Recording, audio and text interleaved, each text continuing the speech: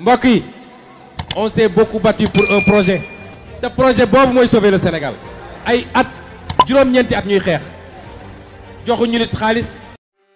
dal leen ak jàmm démb tombeeg lundi 2 octobre concept bu nguur gi dippee ibbi tey jàng tey li ni mel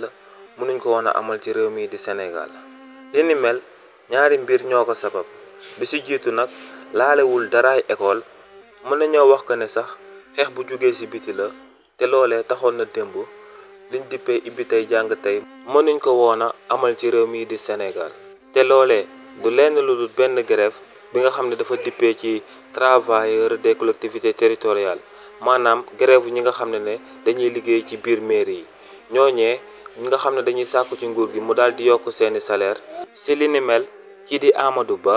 da leen a diggoon ab benn tase waaye ba tey tase boobee munta antu li ni mel moo taxoon ñooñee daal di décréter grève boobee grève bi ñuy liggéey ci mairie bi nu mu freiné concept ibbi tey jàng tey rek mooy que ne ñu bëri ci élèves yi pour ñu daal di dem inscrire ci école yi dañoo soxla liñ dippee extrait de naissance te sëgëm ñiy liggéey ci mairie bi ñoom ñooy jébbale extrait de naissance yooyee te ñoo ngi ci grève élèves yu bëri duñ mën a am extrait de naissance pour inscrire daal di mën a commencer jàng. li ni mel sababoon na concept biñ dippee ibbi tey jàng tey ci réew mi di Sénégal ñu bëri mënuñ ko woon a amal waaye ginnaaw loolee tamit démb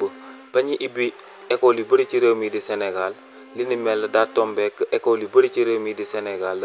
daal di inondé am ay ndox am tata nekk ci condition yi nga xam ne benn professeur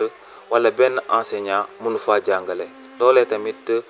bokk na ci lu freiné concept ibbi tey jàng tey bi nga xam ne nguur gi ñoo ngi koy prôné ci réew mi di Sénégal. mbokk yi on s'est beaucoup battu pour un projet te projet boobu mooy sauver le Sénégal